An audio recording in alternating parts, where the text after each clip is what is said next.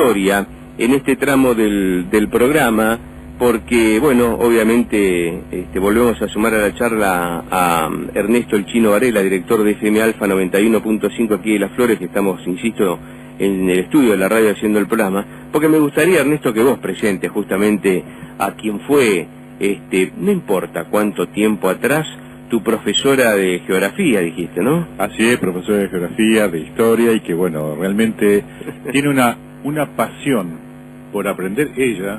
Mirá. Que baja una pedagogía que termina seduciendo al alumno, conquistándolo y generándole un montón de preguntas, donde yo obviamente a mí me volvía loco y yo le preguntaba hasta las cosas de vida de otros planetas, nunca me voy a olvidar, allá por el año 83. Nora Genaro, ¿cómo estás? Hola, Nora. Gracias. ¿Cómo anda? ¿Bien? Muy bien, gracias.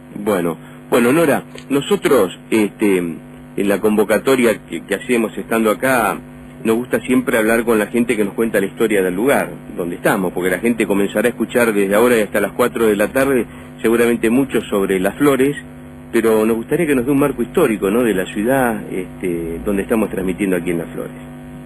Bueno, cómo no, así lo voy a hacer con mucho gusto. Bueno, el nombre de Las Flores tiene una denominación romántica. Alguien en algún momento puso a un río o arroyo que desemboca en el río Salado el nombre de Las Flores. ¿Por qué motivo? Porque en los campos sin trabajar, en los campos vírgenes, cuando hay humedad y cuando hay calor, se tiñe de distintos colores el campo por las flores, especialmente verbenas, rojas, blancas, celestes, azules, y otras plantas silvestres que dan distintas tonalidades al campo. Y ahí viene que alguien, que todavía no sabemos quién fue, algo a investigar, por qué le pusieron Las Flores, en qué momento, quién lo hizo o en qué expedición que podía haber sido eso. Todas las tierras situadas al sur del río Salado prácticamente eran desconocidas en la época de la Revolución de Mayo, en la época de la Independencia, porque esta era la tierra de los indígenas pampas y de los indígenas mapuches. Entonces, solamente pasaban por aquí expediciones que iban a las salinas, que iban al sur, pero nadie vivía en esta zona.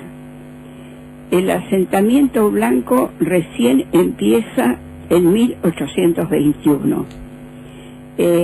A partir de esa fecha empiezan a aparecer los ranchos a la sombra de un ombú, las pulperías, las postas, las suertes de estancias. Las estancias se van a ir formando a partir de una ley que decretan Martín Rodríguez, gobernador de Buenos Aires, y su ministro Bernardino Rivadavia. La ley de enfiteusis,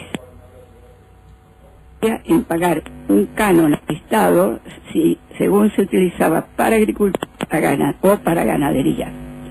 Tal es así que se empieza a cubrir toda esta zona con señores extranjeros, algunos extranjeros y otros de Buenos Aires, que tomaban extensiones de campo hasta donde podían, porque tenemos que tener en cuenta que los límites estaban en el río Salado, en los arroyos, en las lagunas, y no existía el alambrado. La primera estancia que se forma acá en lo que fue después el Partido de Las Flores fue Estancia El Trigo. Después la Estancia Los Carrizales, ambas junto al arroyo Las Flores. Una de las tantas personas que logró avanzar sobre estas tierras, que tenía ya grandes extensiones de campo al norte del río Salado, también lo hace hacia el sur, ocupando estas tierras y llegando a lo que es hoy el partido de Rauch, que fue Juan Manuel de Rosas. Él entonces decide en diciembre de 1839 crear varios partidos al sur del río, y crió el Partido de las Flores el 25 de diciembre de 1839. Eso lo llevó a que tuviera que poner gente que administrara esas tierras. ¿Quiénes iban a ser? Los jueces de paz y los alcaldes. Entonces, el primer juzgado de paz estuvo en la estancia San Agustín, a orillas del río Salado, y que después quedó dentro del partido de General Belgrano, cuando se formó ese partido. Este juzgado, a cargo de Pascual Peredo, comienza a funcionar en 1840. A partir de esa fecha nosotros tenemos la documentación en el archivo histórico. Empieza en 1840. Ahí está escrita nuestra historia a partir de esa fecha, acá en Las Flores. Entonces, este juzgado, en él es donde se anotaba todo, o sea, quienes nacían, quienes se casaban o quienes fallecían. Algunos registros existen, otros se han ido perdiendo. La estancia pertenecía a Juan Genaro Chávez, era el dueño de esa estancia. Ellos se emparentan entre sí y se emparentan con la familia Díaz. Los Díaz fueron jueces también y tuvieron esa estancia durante un lapso que superó los 100 años. Cuando cae Rosas del Poder, en 1852, el juzgado es trasladado a la estancia Las Tres Flores de Isidro Jurado, con el título también de juez de paz. Eso quedó en el partido de Tapalqué con el tiempo. Al poco andar, el juzgado se trasladó a la estancia Los Carrizales. La estancia Los Carrizales era de Manuel Venancio Paz. Él le había comprado el campo a sus primos, Juan y José Garay, que a su vez ellos eran descendientes de Juan de Garay, fundador de la ciudad de Buenos Aires. Manuel Venancio Paz, con su juzgado en su estancia, funda la ciudad de Las Flores. Porque, lógicamente, el partido no tenía cabecera, como pasaba con la generalidad de los partidos de esa época. Claro. Las ciudades, en aquellos años, tenían que ser fundadas a orilla de los arroyos del río o cerca de lagunas, evidentemente porque necesitaban el agua. Uno de los problemas importantes que ocurrían en esta zona era las características de agua mala, agua salada, agua agria o fea en algunos lugares, y la cantidad de plagas, mosquitos, tábanos, langostas, bueno, eran cantidades enormes de todos esos animalitos que molestaban bastante. Por eso es que el asentamiento se hizo difícil. Incluso los indígenas mismos se trasladaban continuamente del lugar. Y los asentamientos arqueológicos son bastante escasos dentro de lo que quedó del partido. Bueno, el asunto es que para fundar la ciudad tenían que buscar un lugar próximo a una cuenca de agua. Por eso es que se elige este espacio que está ubicado entre dos lagunas, la Blanca y la del difunto Manuel. Para fundar la ciudad, el Departamento Topográfico de Buenos Aires designa a un agrimensor ingeniero francés, Adolphe Sordo. Adolphe Sordo diseña la ciudad y lo que le rodea de acuerdo a un plano sugerido por el mismo Departamento Topográfico, que consistía en un rectángulo o damero romano con una plaza central y 4 plazas en las 4 esquinas. A su alrededor tenía que haber quintas formadas por 4 manzanas cada una, y por fuera las chacras, eran 16 manzanas. Sordo tuvo que estar mucho tiempo trabajando para medir el terreno de acuerdo a las indicaciones que le habían sugerido.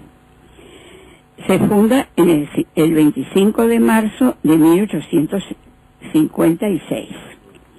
Antes que La Plata, que algunos dicen La Plata fue fundada por un plano determinado, pero sí, está bien, pero antes se fundó Las Flores con un plano preestablecido. Claro. O sea, con las calles bien perpendiculares entre sí, un cuadro histórico que es el que le llamamos casco histórico hoy, bien definido, aunque después, al agrandar la ciudad, sufrió algunas modificaciones esto. Pero mientras tanto las calles son paralelas y perpendiculares entre sí. Uno de los datos interesantes, en aquella época se utilizaba como medida las varas. Esto está medido en varas. Lo medía con una cadena de 40 varas aproximadamente. Cada 2 varas tiene una chapa de bronce donde dice 2, 4, 6 y así, ¿no? O sea que esa cadena se puede colocar de cualquier forma. Por eso es que los planos que se hacen de los lotes, la casa, lo que sea, siempre da con centímetros. Porque claro, fue medido con un sistema distinto al sistema métrico decimal. Bueno, bien. La mayor cantidad de población existía dispersa en el campo. O sea que los habitantes de este pueblito fueron muy pocos en los primeros años.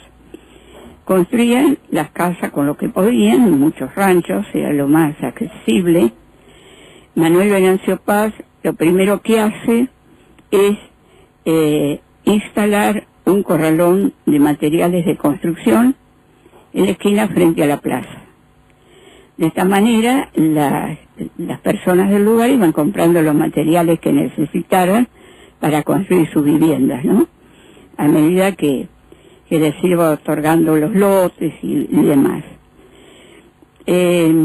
Manuel Venancio Paz lo primero que solicita es la construcción de una capilla, porque generalmente todos los pueblos necesitaban de una capilla religiosa, ¿no es cierto? Bueno, de tal manera que al año siguiente ya tenía un rancho que sirvió de capilla, donde hoy está ubicado la intendencia y la iglesia actual. Solicita también un comisario. Los comisarios eran comisarios de campaña, o sea que las comisarías estaban en el campo. Anastasio Cruz Marqués es el primer comisario, con asiento en la 10ª comisaría de campaña en el Sol de Mayo. Nora, muchas gracias. Es decir, una base más que importantísima. Impresionante. Es decir, yo la verdad es que te sigo escuchando, porque siempre me renutro, pero realmente hasta la fundación queríamos saber, así que bueno, un poquito más de la fundación, porque no llevas, esta es la realidad. Es impresionante, muy impresionante y con muchísima memoria. Bueno, obviamente uno viaja. Se ríe. Uno viaja. ¿Cuántos años como docente? Casi como la historia de los viejos. No, está abierta. Sí, estamos al aire. Bueno. Bueno, les cuento más o menos cómo es el proceso que yo sufrí en mi vida, porque yo me crié en el campo. Así que yo iba a caballo a la escuela, como cualquier escuelita rural, ¿no es cierto? Fui a la escuela número 8, el Ciago, Partido de Monte. Y cuando estaba, como nosotros estábamos en un campo que alquilaba mi abuelo, cuando yo estaba en 5º grado, mi abuelo terminaba su contrato de alquiler y se cumplía a rajacincha, o sea, ese día terminaba, ese día que había que salir. Entonces yo tiempo antes le empecé a decir a mi padre que yo quería estudiar para maestra, porque yo idealizaba las maestras que tenía, ¿no? Bueno, entonces dice, bueno, el lugar más cercano con una escuela normal la tenemos en Las Flores. La escuela era bastante nueva en esa época. Bueno, entonces él empezó a hacer viaje para conseguir una casa, de tal manera que cuando consiguió la casa y se terminó el contrato, el 9 de agosto de 1949 vinimos a Las Flores. Para terminar el 5º grado tuve que hacer la escuela número 1 porque no podía ingresar a la escuela normal, que era lo que yo quería. Claro. Pude hacerlo recién en 6º grado. Así que ingresé al 6º grado B. La señora de Alba fue mi maestra, parte de la historia, porque ella, no solamente ella venía... O sea que empezó a estudiar docencia, ¿en qué año? Bueno, entonces, hice el 6º grado, sí. 6º grado en el 50, sí. año del Libertador General de San Martín, porque era el centenario de su fallecimiento.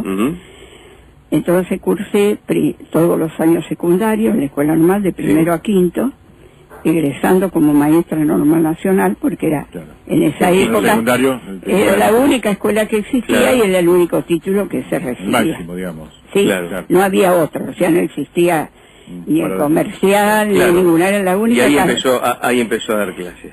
No, entonces, cuando estaba en tercer año, tenía una profesora de matemática que era excelente. Bueno, ya le empecé a idealizar y yo le dije a mi padre, yo quiero seguir estudiando en profesorado donde estudió la profesora tal. Bueno, entonces me dice, vamos a hacer un sacrificio más.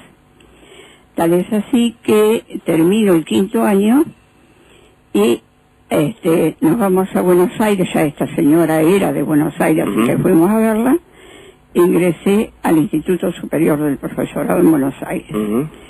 Mi dilema era qué carrera elegía, porque me encantaban varias, matemáticas, historia y geografía. Sí. Entonces empecé a pensar y analizarlas fríamente. Matemáticas me va a aburrir porque no lo puedo cambiar, siempre 2 más 2 va a ser igual a 4 y no puedo hacer modificación. Ya era una rebelde. Sí, historia. Es muy linda, pero para dar clase no, para la investigación sí. ¿Y eligió geografía? Eligió geografía porque es divertida, o sea, porque se modifica siempre. Claro, está bien. Cambia la población, cambia la producción, cambian las capitales, se las llevan de acá para allá, se dividen los países. Está bien, un buen argumento. Bueno, entonces me resultó geografía divertida. Bueno, así que cursé primero, segundo y tercer año del profesorado. Estando en 4º año, que era el último que cursaba, empecé a dar clase en la escuela normal, en el año 59. Bien. Así que viajé todas las semanas, Buenos Aires, Las Flores, para cubrir las horas cátedras que mi profesor había dejado acá en la escuela normal. Entonces en Buenos Aires seguía cursando, hice el trabajo práctico final que lo hacía en el Instituto Geográfico Militar, y fui haciendo las observaciones en la Escuela de Comercio número 30. ¿Qué memoria que tiene, por favor? No dé tantos datos que nos pone mal a nosotros. Y ahí di la práctica, que di menos tiempo, como yo estaba dando clase acá, estuve un mes nada más o menos. Bueno. Entonces, al año siguiente terminé de cursar las materias, egresé en el año 1960 como profesora en geografía. Y ahí empezó su tarea, ¿no? Estuve estudiando, como tenía docentes que estaban muy cerca de la historia del lugar, por parentesco, por conocimiento, por un montón de cosas, a mí empezó a dar un poco de inquietud y ver qué era lo que estaba pasando acá en Las Flores. Y ahí empezó. Nora, le pido un segundito, tengo que ir sí o sí a las noticias porque nos pasamos ya 3 minutitos de las noticias, si no me van a retar en la radio. Volvemos y hacemos una conclusión de lo que estamos charlando. Estamos aquí en Las Flores, estamos aquí con ustedes en el Provincial, vamos a las noticias, volvemos, cerramos esta parte de la historia que tiene que ver con la ciudad donde estamos transmitiendo. En un ratito más deportes con Lía Ayala, en un ratito vamos a estar también en